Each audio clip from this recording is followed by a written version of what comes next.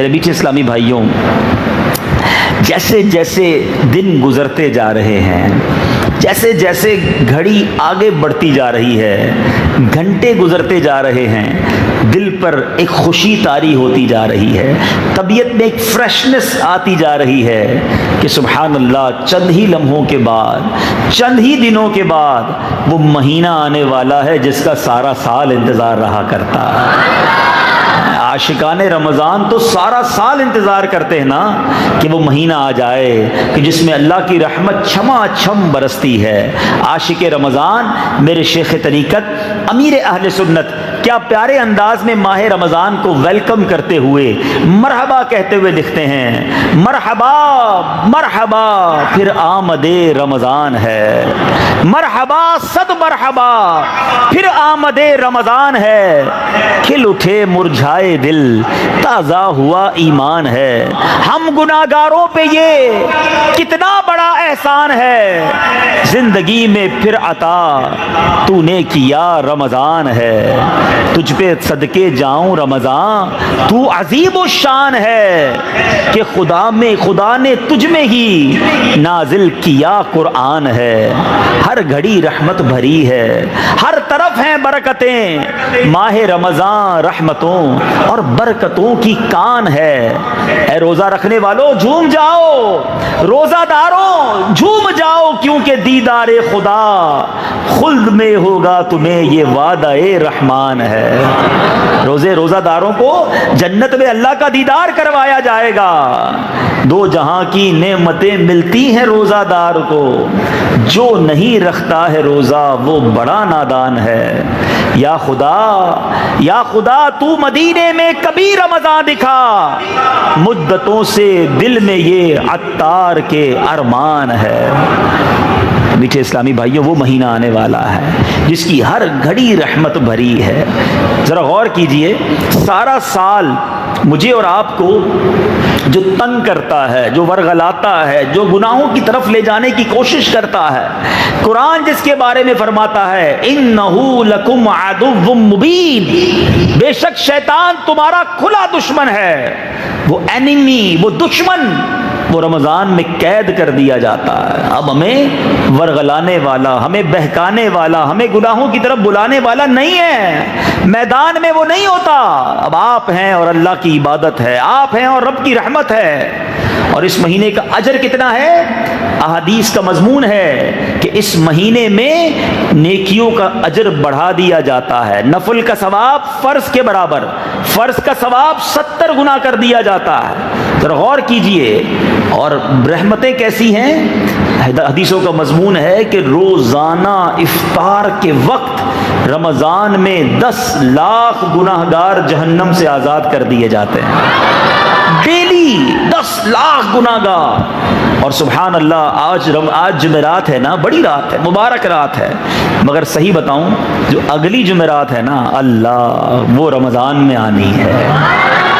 وہ جمعرات اور جمعہ کا دن رمضان میں جب آتا ہے، احادیث کا یہ مضمون ہے کہ جب رمضان میں جمعرات آتی ہے اور جمعہ کا دن آتا ہے، ہر گھڑی، ایوری مومنٹ اللہ تعالیٰ 10 لاکھ گناہگاروں کو جہنم سے آزاد فرماتا ہے۔ یعنی گویا مغفرت کی اسکیم آ گئی ہے، مغفرت کا اعلان آ گیا ہے۔ رمضان کی راتوں میں رحمت کا ندا دینے والا فرشتہ یہ ندا دیتا ہے کوئی مانگنے والا کہ اس کی دعا پوری کی جائے، ہے کوئی مغفرت کا سوالی کہ اس کا سوال پورا کیا جائے، ہے کوئی توبہ کرنے والا کہ اس کی توبہ قبول کر لی جائے۔ کس اجر اور کس نعمت کی بات کی جائے۔ رمضان میں بندہ خرچ کرے، اسے اللہ کی راہ میں گویا جہاد میں خرچ کرنے کا ثواب عطا فرمایا جاتا ہے۔ یعنی ہماری تو یوں سمجھیے کہ لاٹری نکل آئی ہے، رمضان آ جاتا ہے تو مسلمانوں کے لیے گویا کمال کا مہینہ آ گیا۔ جبھی تو حدیث پاک ہے نا، میرے آقا فرماتے جس کا مضمون ہے میری امت کو پتا ہوتا رمضان کیا ہے تو وہ تمنا کرتے کہ سارا سال ہی رمضان ہوتا۔ مولا علی شیر خدا کرم اللہ تعالی وجہ الکریم سے پوچھو، آپ کہتے ہیں اگر اللہ تبارک و تعالیٰ کو اس امت کو عذاب دینا ہوتا نا، امت محمد صلی اللہ تعالیٰ علیہ وسلم کو عذاب دینا ہوتا تو اللہ تعالیٰ انہیں رمضان اور سورہ اخلاص عطا نہ فرماتا۔ اگر رمضان دیا ہے نا، قرآن پاک کی سورہ اخلاص دی ہے، تو اس کا مطلب یہ اللہ ان پر رحم کرنا چاہتا ہے، مغفرت کرنا چاہتا ہے، بخشنا چاہتا ہے۔ اب بتائیے میرے میٹھے اسلامی بھائیوں، پھر ہمارا ایٹیٹیوڈ، ہمارا انداز کیا ہونا چاہیے رمضان میں؟ ایک اور حدیث پاک سنو، نبی پاک علیہ الصلوۃ والسلام فرماتے ہیں اب اس مہینے میں دو قسم کے انداز نظر آتے ہیں۔ کچھ لوگ تو بڑے چست، روزے رکھنے میں، تراویح پڑھنے میں، تلاوت کرنے میں اللہ ایسی ہمت دے دیتا ہے۔ ہم نے ایسا بھی دیکھا جو لوگ نارملی سست ہوتے ہیں، اللہ انہیں بھی طاقت دے دیتا ہے اور وہ سارے روزے رکھ رہے ہوتے ہیں، ہمت میں آ جاتے ہیں۔ کچھ لوگ وہ ہیں جو سارا سال دندناتے پھرتے ہیں، رمضان میں کہتے ہیں نہیں جناب روزے نہیں رکھے جا رہے، تراویح نہیں پڑھی جا رہی، بستر سے کھڑے ہی نہیں ہوتے۔ اب آج میں جو حدیث سنانے جا رہا ہوں نا، اپنے بارے میں غور کر لیں کہ میں کس کیٹیگری میں آ جاتا ہوں۔ اللہ کے حبیب علیہ الصلوۃ والسلام فرماتے تم پر ایسا مہینہ آیا ہے جس سے بہتر کوئی مہینہ نہیں آیا، اور منافقوں پر اس سے سخت مہینہ کوئی نہیں آیا۔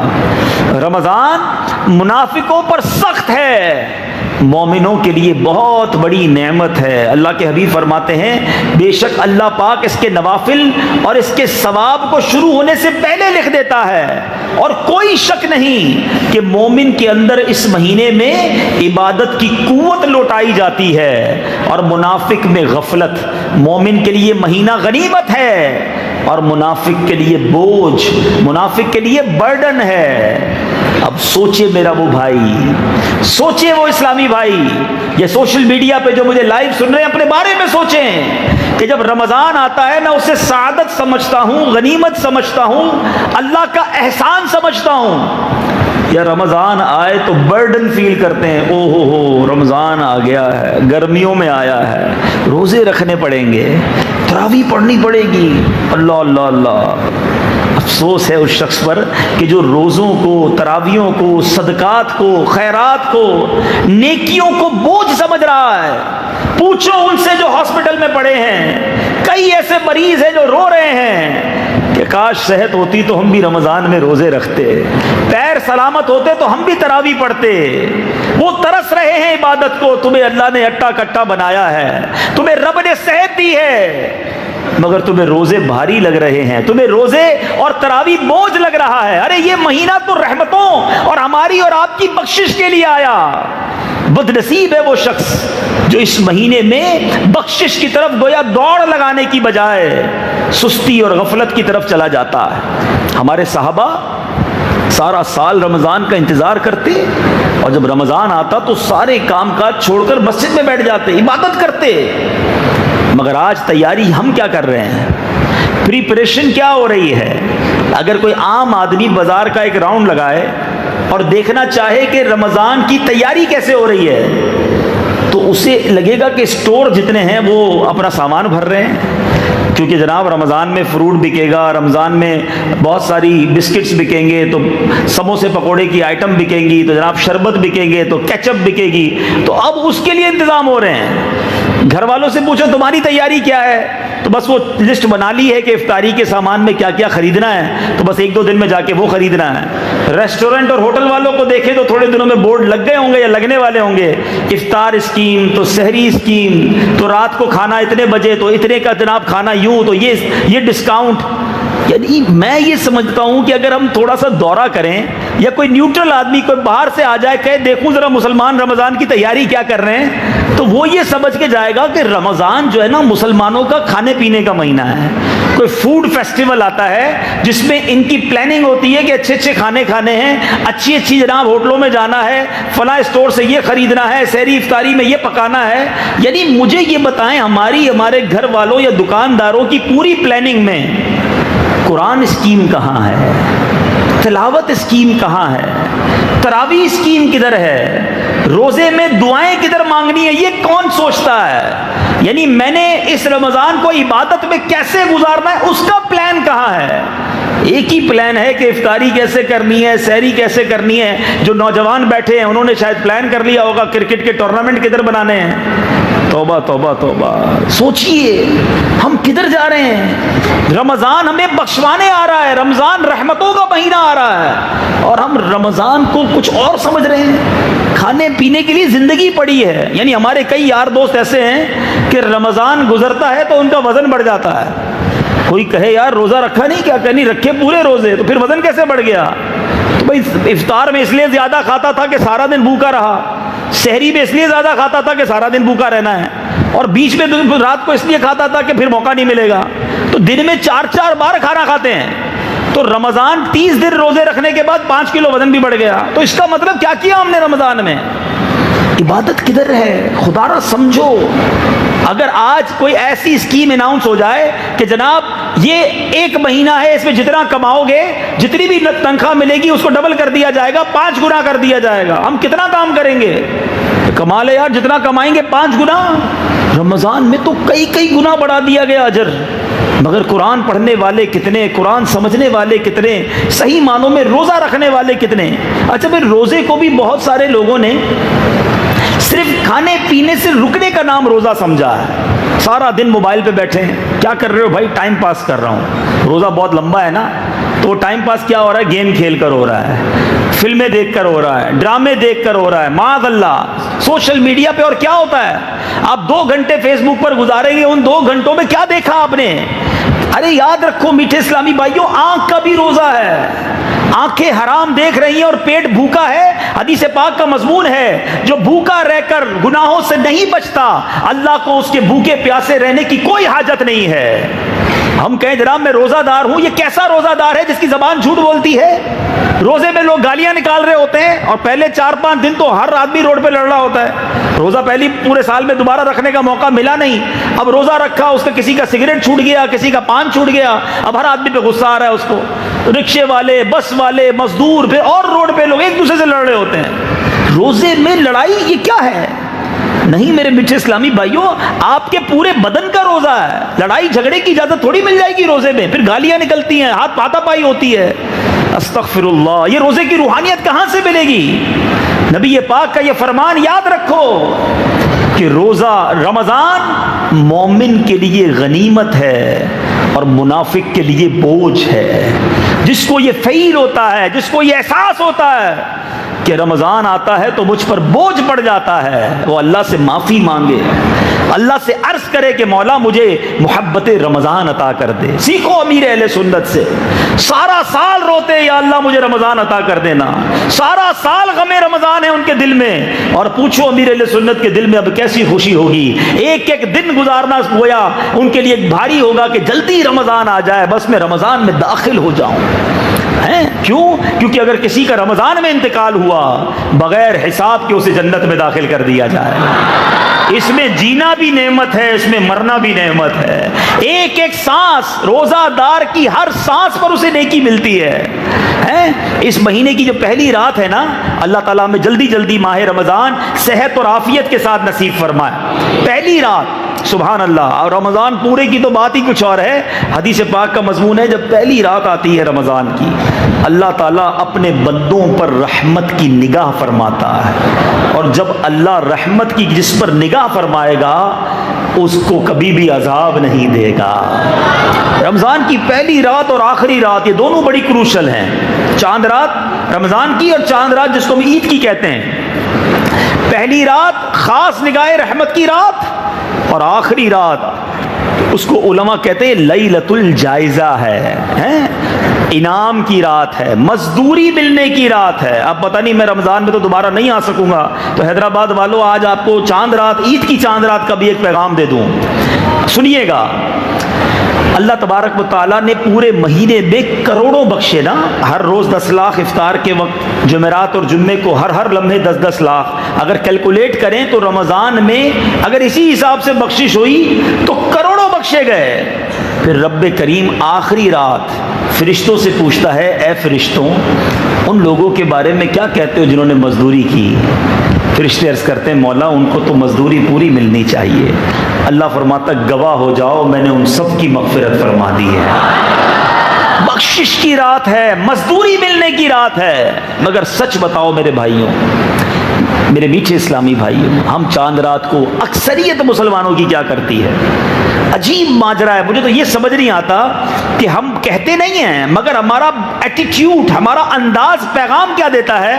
مثال دیتا ہوں, مغرب کی نماز پڑھی ہم نے 29ویں روزے کی یا 30ویں روزے کی, اللہ سے دعا کرتے ہیں اللہ ہمیں پورا مہینہ عطا فرمائے, پورے 30 روزے عطا فرمائے. لیکن اگر ہم نے 30ویں روزے کی مغرب پڑھی, ٹھیک ہے, اور مغرب کے بعد اعلان ہو گیا 29ویں روزے کی, 30ویں کو تو کنفرم ہی ہوتا ہے, 29ویں کو یا 30ویں کو پتہ چل گیا کہ بھائی رمضان ختم ہو گیا ہے, جتنے نمازی مغرب میں ہوتے ہیں کیا اتنے عشاء میں ہوتے ہیں؟ مجھے یہ سمجھ نہیں آتا کہ ابھی چاند دکھا ہے, مسجد گویا صدا لگاتی ہوگی کہ رمضان تو چلا گیا, یہ مسلمان کدھر چلے گئے؟ کیا میں اور آپ صرف رمضان میں مسلمان ہیں؟ کیا میں اور آپ صرف رمضان کے نمازی ہیں؟ ذرا سوچو نا, کیا اللہ نے صرف رمضان میں نماز فرض کی ہے؟ ہم کہتے نہیں ہیں, مگر ایٹیٹیوڈ, انداز کیا بتا رہا ہے کہ اے شیطان 30 دن تو بند رہا, اب تو چھوٹا ہے, ہم تیرے استقبال کے لیے حاضر ہیں. استغفر اللہ. ہم یعنی بتائیے نا اس کا مطلب کیا ہے؟ اس رات, صرف اسی رات, عید کے دن جو گناہ ہوتے ہیں وہ اپنی جگہ, مگر جو چاند رات, لیلۃ الجائزہ, انعام ملنے کی رات ہے, اس رات کو کتنے گناہ ہوتے ہیں. سنیما گھر کی ٹکٹیں بک ہو رہی ہیں, ڈراموں کی ٹکٹیں بک ہو رہی ہیں, بازار میں پیر رکھنے کو جگہ نہیں ہے, بڑی بڑی آواز میں میوزک بج رہا ہے, مرد عورت لڑکے لڑکیاں بازاروں میں گھوم پھر رہے ہیں, طوفان بدتمیزی ہے. ارے نہیں کیا ہو گیا؟ مسلمانوں کو خوشی منانا ٹھیک ہے, مگر یہ کیسی خوشی ہے جس میں رب کو ناراض کیا جا رہا ہے؟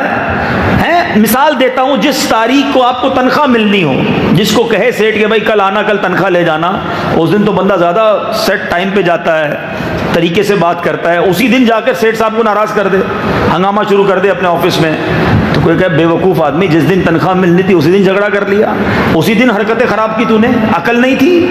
اب ذرا سوچیں کہ جس رات اللہ فرماتا ہے انعام ملنے کی رات ہے, مزدوری ملنے کی رات ہے, اس رات کیا ہونا چاہیے تھا؟ آنسو ہوتے, گر گڑانا ہوتا کہ یا اللہ پورا مہینہ تو غفلت میں گزارا, مولا یہ رات اپنے کرم سے میری بخشش کر دے.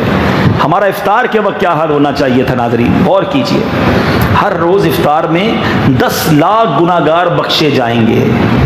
افطار کے دسترخوان پر افراتفری ہوتی ہے, شربت آیا کہ نہیں, پکوڑے آئے کہ نہیں, چنے آئے کہ نہیں, فلاں آئے. ارے بھائی 10 لاکھ بخشے جانے کا وقت ہے, تم ان میں لگے ہوئے ہو, بعد میں کھا لینا.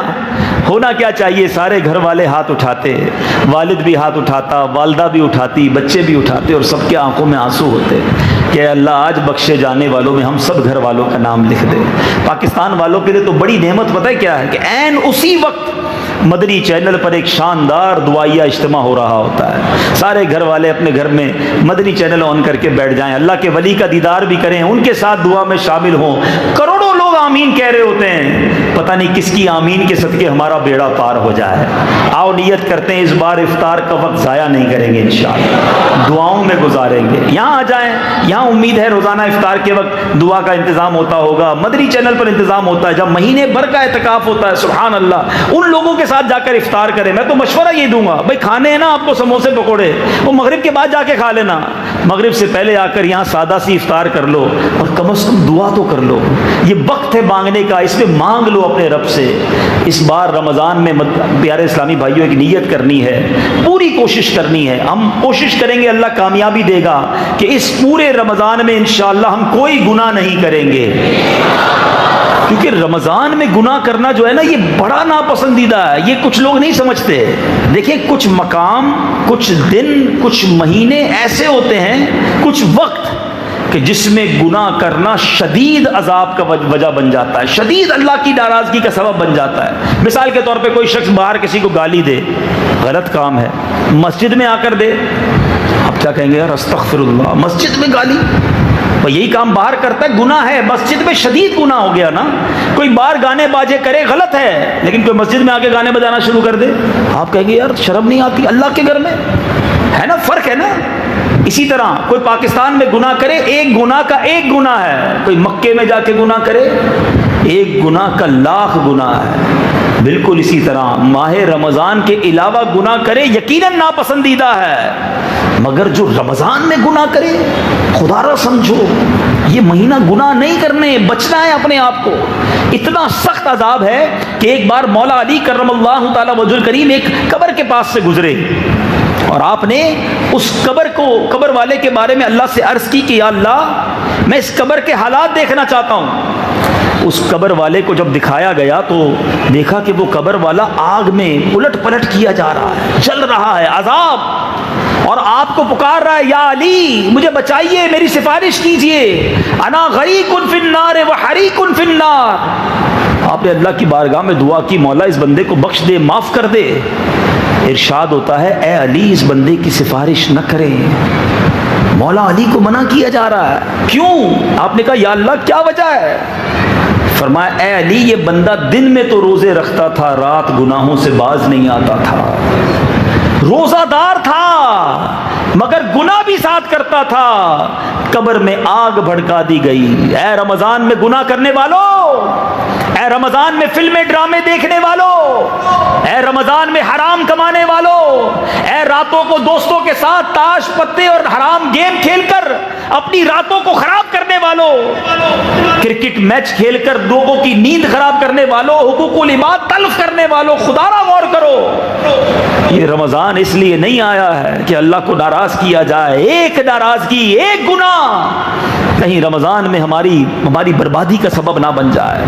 بچاؤ اپنے آپ کو، ڈر جاؤ اس مہینے کے بارے میں کہ ایک تو رحمتیں برس رہی ہیں اور اس میں بھی میں گناہ کروں۔ میرا تو ایک ہی کام ہونا چاہیے کہ بس بخشا جاؤں، معاف کر دیا جاؤں، نکل جاؤں، اچھوں کے صدقے میں بھی بس نکل جاؤں، جنت میں پہنچ جاؤں۔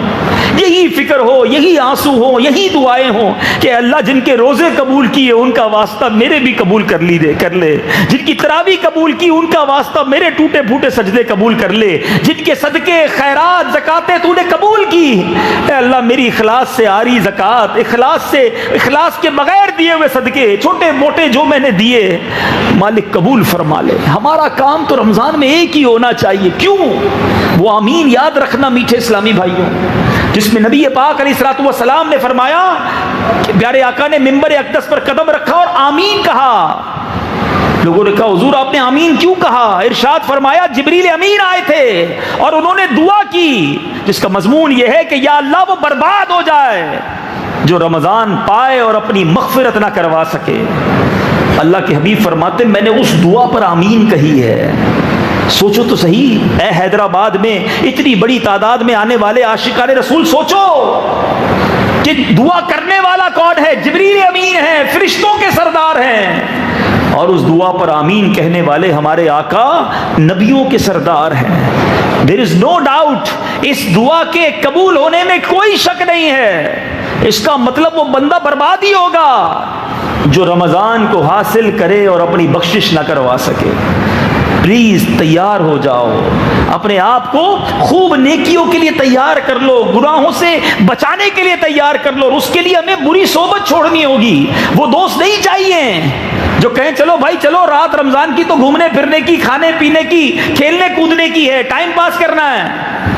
مجھے نہیں چاہیے وہ دوست۔ اگر آپ گناہ سے نہیں بچ سکتے نا، میں آپ کو پلیز جو آپ کو بھائیوں والا مشورہ دے رہا ہوں، آپ کو لگتا ہے کہ یار میں نیکیاں بھی نہیں کر سکتا اور گناہوں سے بچنا بھی بہت مشکل ہے، تو آپ بہتر یہ سو جائیں، وہ آپ کے لیے زیادہ بہتر ہے۔ جاگ کر گناہ کرنے سے بہتر ہے آپ زیادہ سو جائیں۔ لیکن مشورہ یہی دوں گا کہ سونے کے لیے، کھانے کے لیے، گھومنے پھرنے کے لیے ساری زندگی پڑی ہے۔ یہ مہینہ میرے آقا کیا کرتے تھے، آؤ آخر میں آپ کو بتاتا ہوں میرے آقا کا انداز کیا تھا۔ ایک عاشق رسول یہ پوچھ سکتا ہے کہ ذرا یہ بتا دیجئے کہ میرے آقا مدینے والے مصطفیٰ صلی اللہ تعالیٰ علیہ وسلم کا رمضان کیسے ہوتا تھا؟ تو نبی پاک کا رمضان کیسا ہوتا؟ بی بی عائشہ فرماتی ہیں رضی اللہ تعالی عنہا کہ جب رمضان آتا تو میرے آقا بستر پر تشریف نہ لاتے تھے، بستر چھوڑ دیتے تھے، بس دعائیں تھیں، التجائیں تھیں، نمازیں تھیں، قرآن کا دور کرتے، جبریل امین آتے تھے اور نبی پاک ان کے ساتھ قرآن کا دور کیا کرتے تھے۔ خوف خدا سے نبی پاک کے چہرے کا رنگ متغیر، رنگ مبارک بدل جاتا تھا، اتنا خوف چہرہ انور پر طاری ہوتا تھا، خوب گر گڑاتے تھے، خوب دعائیں کرتے تھے۔ میرے آقا کا حال یہ ہے کہ بستر چھوڑ دیں، اور گناہگار غلام کا حال یہ ہے کہ وہ بستر ہی نہ چھوڑے، یا تو سوتا رہے یا کھاتا رہے پیتا رہے۔ اس لیے آیا رمضان۔ اب تو بدقسمتی سے افسوس کے ساتھ کہنا پڑتا ہے کہ بہت بڑی تعداد روزے نہیں رکھتی۔ ارے جناب بڑے گرمی کے روزے ہیں، سر میں درد ہے، آج کل نزلہ ہو گیا ہے، بس یار کام کاج میں بڑا بیزی ہوتا ہوں، استغفر اللہ استغفر اللہ۔ آپ سمجھتے ہیں روزہ چھوڑنا کتنا بڑا گناہ ہے، اللہ کو کس قدر سخت ناپسند ہے۔ روایتوں میں آتا ہے جو جان بوجھ کر ایک روزہ رمضان کا قضا کر لے، 9 لاکھ برس اسے جہنم کی آگ میں جلایا جائے گا۔ میں اور آپ یہ طے نہیں کر سکتے کہ ہماری بیماری کتنی ہے کہ ہم روزہ چھوڑ دیں۔ یقیناً کچھ کنڈیشنز میں روزہ چھوڑنے کی اجازت ہے، مگر وہ بیماری ایک لیول ہے، اس پہ میں اور آپ طے نہیں کریں گے۔ اگر کوئی ڈاکٹر بیٹھا ہے وہ بھی خدا کا خوف کرے، چھوٹی چھوٹی بات پر مریض کو کہتے نہیں آپ شوگر کے مریض ہیں آپ روزہ نہ رکھا کریں، آپ بلڈ پریشر کے مریض ہیں نہ جناب آپ روزہ نہ رکھیں، روزہ آپ کے لیے بڑی تکلیف کا باعث بن جائے گا۔ اللہ کا خوف کرو، واقعی دیکھو کہ یہ روزہ رکھنا اس کے لیے بیماری کا باعث بنے گا۔ میرے آقا فرماتے ہیں، حدیث پاک کا مضمون ہے، روزہ رکھو صحت مند ہو جاؤ گے۔ روزہ تو صحت لاتا ہے، آپ دوائی کا پلان اس طرح دینا کہ یہ سحری میں کھا لینا، یہ افطار میں کھا لینا، رات کو یہ دوائی پی لینا اور روزہ رکھیے گا۔ یقیناً بیماروں کو روزہ رکھنے کی کچھ کنڈیشنز میں روزہ چھوڑنے کی اجازت ہے، مگر دھڑلے کے ساتھ ڈاکٹر صاحبان بول دیتے ہیں اور ہم بھی مان لیتے، جی ڈاکٹر صاحب بڑی مہربانی آپ نے سر میں درد ہے اور روزہ رکھنے کا منع کر دیا۔ ڈاکٹر ہے، مفتی تھوڑی ہے، وہ ڈاکٹر بچائے گا جہنم کی آگ سے تم کو؟ بہترین طریقہ بتاتا ہوں کہ جب آپ کو کوئی ایسی پرابلم ہے اور آپ سمجھتے ہیں کہ آپ کو روزہ چھوڑنا ہے، پہلے کسی صحیح عالم دین مفتی کے پاس جائیے، مشورہ کیجئے کہ مجھے یہ بیماری ہے اور ڈاکٹر نے یہ کہا ہے، اب بتائیے میں کیا کروں۔ اب اگر مفتی اسلام آپ کو کہتے ہیں کہ ٹھیک ہے آپ کو اجازت ہے روزہ چھوڑنے کی، پھر یہ ہمت کرو نا، ورنہ روزے کی برکتیں ایسی ہیں، حدیث پاک کا مضمون ہے کہ اگر بندہ رمضان کا ایک روزہ قضا کر بھی لے اور ساری زندگی اس کے بدلے روزہ رکھے یا پورا سال بھی روزہ رکھے تو اس ایک روزے کی برکتیں نہیں پا سکتا۔ روزہ تو اللہ کی طرف سے اتنی بڑی نعمت ہے، روزے کے فضائل میں بیان کروں تو ایمان تازہ ہو جائے، مگر آؤ اس سے پہلے ایک 10 سالہ کم و بیش 10 سالہ بچے کا کیسا ایمان تھا وہ بتاتا ہوں۔ سید امام اہل سنت مولانا شاہ امام احمد رضا خان کی روزہ کشائی تھی، 10 سال کے قریب عمر تھی، گرمیوں کے دن تھے۔ اے گرمیوں میں گھبرانے والوں سنو، بریلی کے تاجدار کی عمر ابھی 10 سال ہے، والد صاحب نے دیکھا بیٹا نڈھال ہو گیا ہے، عصر کا وقت ہے، پہلا ہی روزہ ہے، روزہ کشائی ہے، مہمان بھی آ گئے ہیں، مگر بیٹا نڈھال ہے، کمرے میں لے گئے، دروازہ بند کیا، کہا بیٹا تھوڑی سی فیرنی کھا لو، ابھی بہت دیر ہے افطار میں، تمہاری طبیعت ڈھل گئی ہے، کچھ کھا لو۔ کہا بابا جان میرا تو روزہ ہے۔ والد صاحب کہتے ہیں بیٹا بچوں کا روزہ ایسا ہی ہوتا ہے، کوئی دیکھ نہیں رہا تم کھا لو۔ کہ بابا جان جس کا روزہ رکھا ہے وہ تو دیکھ رہا ہے نا، اللہ تو دیکھ رہا ہے نا۔ آپ کے والد گرامی کی آنکھوں میں آنسو آ گئے، آپ کو سینے لگا لیا۔ وہ 10 سال کا بچہ یہ سوچ رہا ہے کہ اللہ دیکھ رہا ہے، ادھر 30 سال 40 سال 25 سال اٹا کٹا نوجوان ہے، کہتا ہے یار بس اب کوئی ضرورت نہیں روزہ رکھنے کی۔ توبہ توبہ توبہ، کیا جواب دو گے اللہ کی بارگاہ؟ خدا کے واسطے اپنے حال پر رحم کرو، روزہ رکھنا ہے۔ ہاں اگر آپ کا کام مشکل ہے، مزدوری کرتے ہو، محنت کا کام کرتے ہو اور آپ کو لگتا ہے کہ جناب افطار تک میں نڈھال ہو جاتا ہوں، تو آپ کام کو کم کیجئے، روزے کو بنا ختم نہ کیجئے۔ اپنی نوکری، اپنی جاب، اپنی مزدوری تھوڑی کر دیجئے، تھوڑے پیسے کم ہو جائے کوئی بات نہیں، روزے کو مت کہو مجھے کام ہے، کام کو کہو کہ مجھے روزہ رکھنا ہے۔ اپنے کام کو مختصر کیجئے مگر اس فرض کو ادا کیجئے، انشاءاللہ اللہ پاک آپ کے تھوڑے رزق میں بھی برکت ڈال دے گا، آپ کی تھوڑی آمدنی میں بھی برکت ڈال دے گا۔ مگر روزہ چھوڑ کے جو آمدنی کی طرف اور جو پیسے کی طرف جاتے ہیں، یاد رکھنا یہ پیسہ ہی تمہارے لیے سانپ اور بچھو بن جائے گا۔ روزے کے فضائل کیسے کیسے احادیث سے ملتے ہیں۔ نبی پاک علیہ الصلوۃ والسلام فرماتے ہیں 5 نمازیں اور جمعہ اگلے جمعے تک اور ماہ رمضان اگلے ماہ رمضان تک گناہوں کا کفارہ ہے، جب تک کبیرہ گناہوں سے بچا جائے۔ سبحان اللہ، میرے آقا فرماتے روزہ باطنی عبادت ہے، کیونکہ ہمارے بغیر بتائے کسی کو علم نہیں ہو سکتا کہ ہمارا روزہ ہے، اور اللہ پاک باطنی عبادت کو زیادہ پسند فرماتا ہے۔ روزہ اللہ کو بڑا پسند ہے۔ اے میرے میٹھے اسلامی بھائیوں، یاد رکھیے رمضان ایک بھٹی ہے، جیسے کہ بھٹی گندے لوہے کو صاف اور صاف لوہے کو مشیر کا پرزہ بنا کر قیمتی کر دیتی ہے، اور بھٹی سونے کو زیور کے لائق بنا دیتی ہے، ایسے ہی ماہ رمضان گناہ گاروں کو پاک کرتا ہے اور نیک لوگوں کے درجوں کو بڑھا دیتا ہے۔ یہ روزہ بھٹی سے گزرنا ہے، یہ تمہارے گناہوں کو صاف کر دے گا۔ بعض علماء فرماتے ہیں جو رمضان میں مر جائے اس سے سوالات قبر نہیں ہوتے، قیامت میں رمضان قرآن روزہ دار کی شفاعت کریں گے۔ رمضان اللہ سے کہے گا مولا اسے دن میں میں نے کھانے پینے سے روکا تھا،